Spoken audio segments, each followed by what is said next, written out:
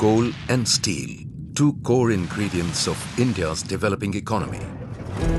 But the supply chains of these key elements of economic and infrastructure development were once reeling under severe lack of transparency and efficiency, both in terms of trading and availability. It was plagued by numerous bottlenecks that created unfair opportunities for some and trouble for a lot more.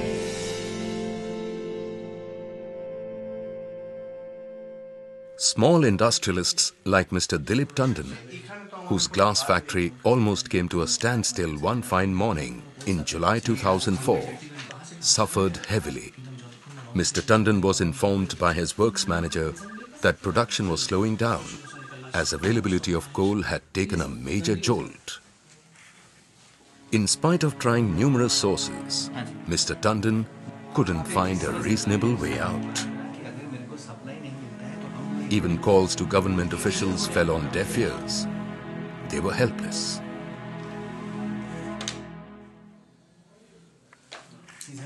Then the inevitable happened. One of his managers suggested that he meet the local coal supplier, Dharam Singh. He had all the control over the pricing and supply of coal. If a deal could be struck with Dharam Singh, there would be no supply gags, at least for the short-term needs of the factory.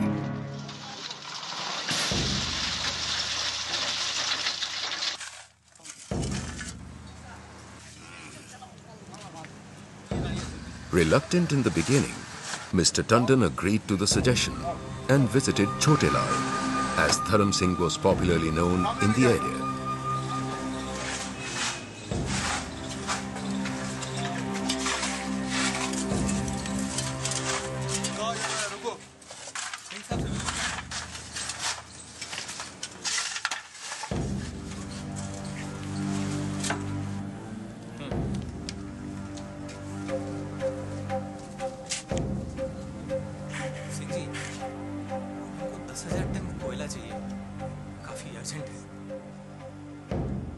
Chote Lal was a man who not only refused to supply coal at the market rate, but also charged 5 times the actual value.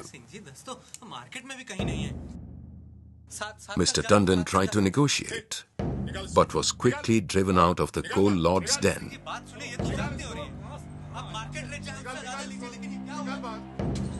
A frantic Mr. Tandon eventually succumbed to the prevalent system and paid a heavy price for sourcing the coal that he desperately needed.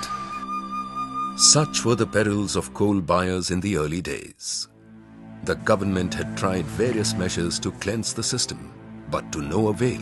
In Dhanbad, there was an exchange which was running. And in that exchange, the delivery orders which were issued to these non-core sector consumers, those are all going to that exchange and changing hands.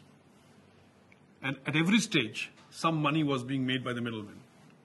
The last consumer was naturally required to pay much higher price than the notified price for coal at which the delivery order was issued. We thought that justifiably this is our money. That's actually the value of coal. And the value of coal was being misappropriated by a chain of middlemen. And this is simply something which can't be allowed. So it was a very painful kind of a thing. On one side, the consumers don't have access. The new consumers particularly, they don't have any access. On the other side, the old consumers are doing black marketing. The company is losing money. And there is no transparency in the system. There is no efficiency in the system. And it was not just coal.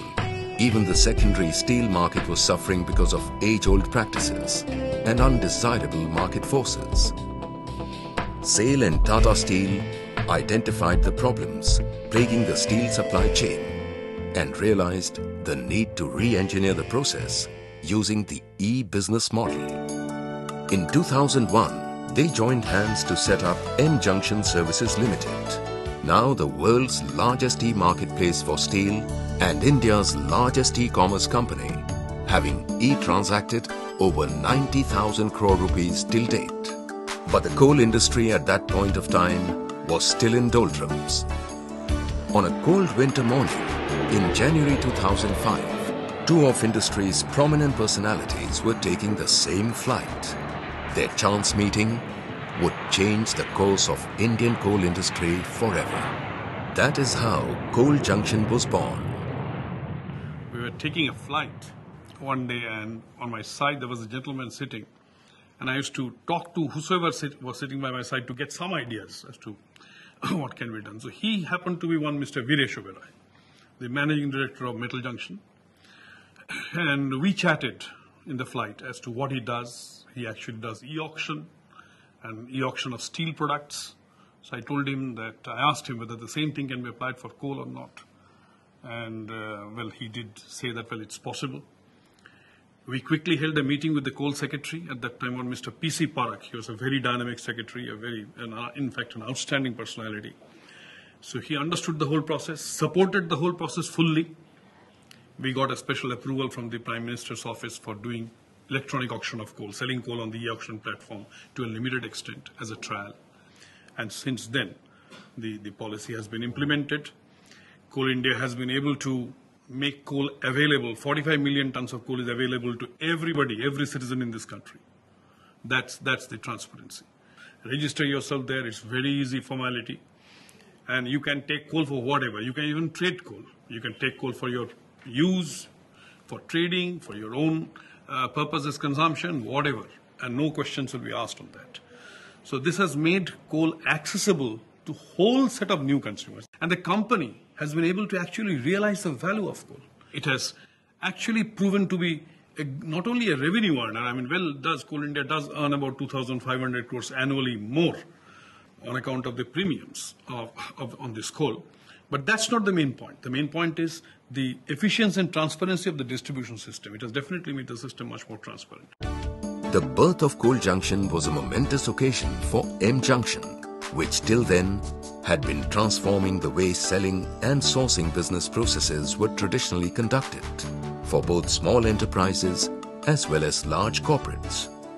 M Junction has been able to break many barriers of conventional business operations, providing them with a transparent, convenient and innovative platform and empowering them in the process.